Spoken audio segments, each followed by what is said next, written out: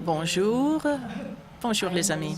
Je m'appelle Bonnie Seward et je suis à la fac d'éducation à l'Université de l'île du Prince-Édouard. Et mon message ce matin aide à relier plusieurs des éléments déjà soulevés. Et ça me fait très plaisir de pouvoir en parler. Ma première question, combien d'entre vous reconnaissez cette image?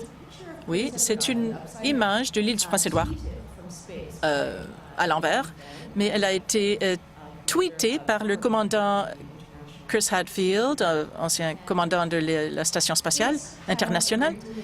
Et cette photo a vraiment fait écho ici sur l'île du Prince-Édouard. J'ai vu nombreuses fois sur Facebook depuis. Et nous sommes ici aujourd'hui pour parler des histoires que nous allons nous raconter en vue du Canada 150. Les histoires, c'est à vous de les raconter, mais les histoires sur comment nous allons partager ces histoires, c'est de cela que moi je vais vous parler. Le commandant Hadfield, si vous ne connaissez pas, était commandant de la station spatiale depuis le mois de décembre dernier et jusqu'à la semaine dernière. Et lorsqu'il était en l'espace, avec l'aide de son fils adulte, il a ouvert un compte Twitter qui s'est retrouvé avec beaucoup de fans et par son compte, il a partagé des histoires et des vues de la Terre, vue de l'espace, qui a vraiment relancé notre idée de l'espace de façon que moi, je n'avais jamais vue auparavant. Et sa dernière soirée, avant de revenir, il a publié une vidéo de lui-même en espace en chantant la chanson de David Bowie, Space Oddity, qui a maintenant été vue plus de 30 millions de fois sur YouTube. Le commandant Hadfield raconte une histoire du 21e siècle. Il s'agit d'une histoire de réseau et de réseautage. Il a réuni le monde de façon que nous devons envisager, nous aussi, en avançant vers le 150e anniversaire du Canada. Participer à un réseau, c'est vraiment un virage d'identité. Il n'est pas tout simplement question de prendre nos modèles traditionnels de vous êtes, votre emploi et passer à autre chose. Combien d'entre vous savez qui était le commandant de la station internationale avant le commandant Hadfield? Je suis sûre qu'il a très bien fait son travail parce que la station existe toujours, mais il n'a pas su capter l'imagination du public et donc il n'est pas resté chez le public. Moi, j'adore David Bowie, alors j'ai été tout à fait sous le charme du commandant Hadfield lorsqu'il a chanté la chanson, mais les personnes qui utilisent les réseaux pour créer un profil, telles certaines entreprises, les sociétés, l'éducation, ça les aide. Les réseaux sont des économies et représentent une identité particulière qui font participer le monde. Le web, la toile n'est pas juste une grande télévision. On ne peut pas tout simplement la consommer si on veut profiter de ce qui s'y trouve. Combien d'entre vous reconnaissez cette image? C'était le Canada en 1967. Moi aussi, je n'y étais pas. Mais il s'agissait d'une époque spéciale en 1967. Il y a eu l'Expo 67, on a créé l'Ordre du Canada, les Maple Leafs ont gagné pour la dernière fois. C'était une époque de grandes institutions. Mais ces institutions sont en changement aujourd'hui. Elles ne sont pas assez souples aujourd'hui, parfois. Et avec ces institutions et les entrepreneurs qui sont ici aujourd'hui, on peut créer cette synergie en profitant des réseaux. Nous nous avançons vers une époque de réseaux. Les réseaux en ligne créent différentes formes d'identité, de légitimité et d'appartenance. Quand on pense au commandant Hadfield, on ne peut pas penser à quelqu'un qui fonctionne à l'intérieur du périmètre de sa description de tâche, mais plutôt de dépasser ce périmètre pour aller plus loin.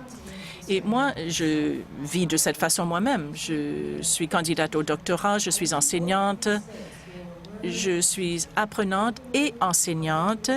Et j'en parle, je parle de ce que je ne sais pas et je parle de ce que je fais également. Je partage mes histoires professionnelles et personnelles. Et ceci m'a offert un espace public et un espace d'apprentissage.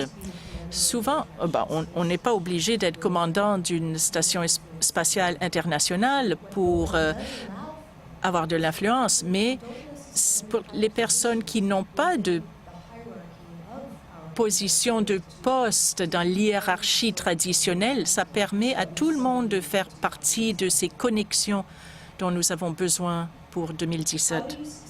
Comment réussir dans les réseaux?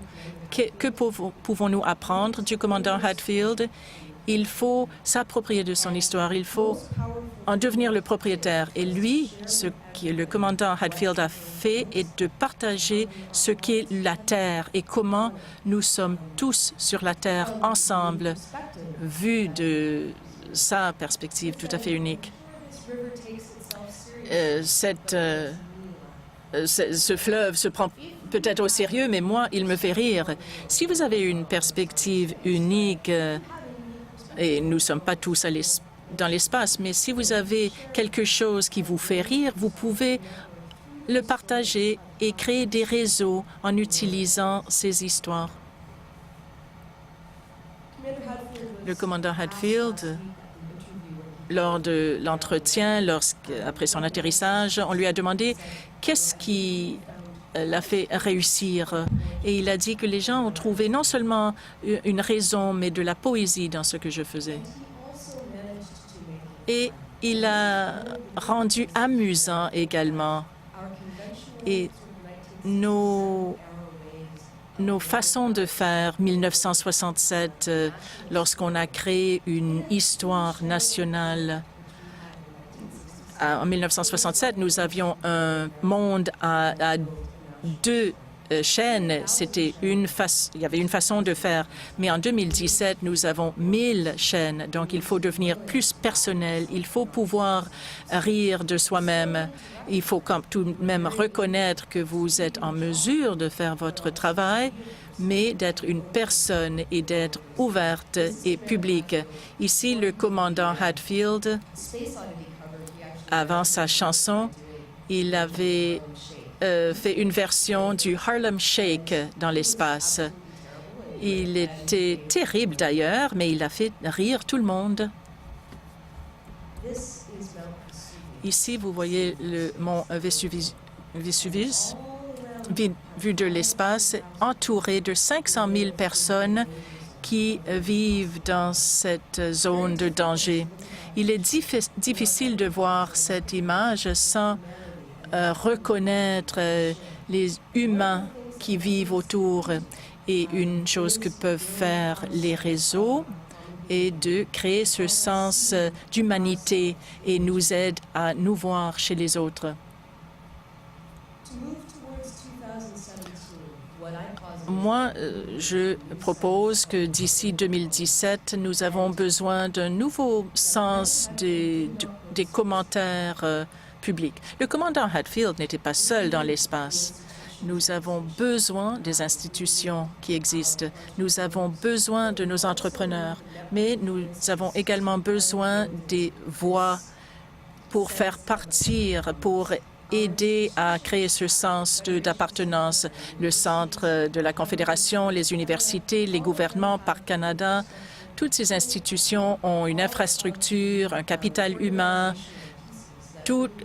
ont tous ces éléments dont nous avons besoin pour créer cette nouvelle histoire de nous à l'avenir. Mais à l'intérieur de ces institutions, il y a également d'autres personnes qui ont également des histoires à raconter.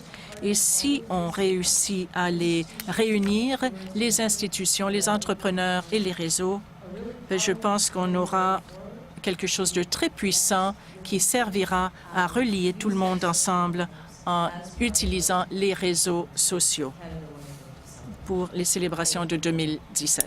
Merci beaucoup.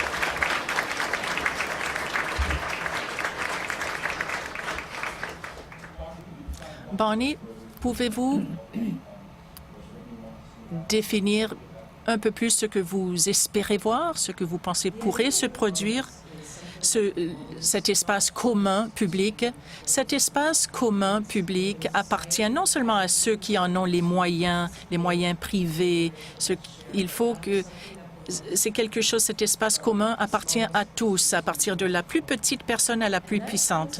Et ce concept d'un espace commun est notre patrimoine, notre héritage en tant que Canadiens. Et c'est quelque chose qu'on doit protéger, promouvoir et on doit le rendre visible pour les prochaines générations, comme le commandant Hatfield a rendu excitant le voyage dans l'espace. Cette idée que nous sommes ici tous ensemble et nous sommes tous intéressés à l'avenir du Canada. Madame Barney Stewart, Mesdames.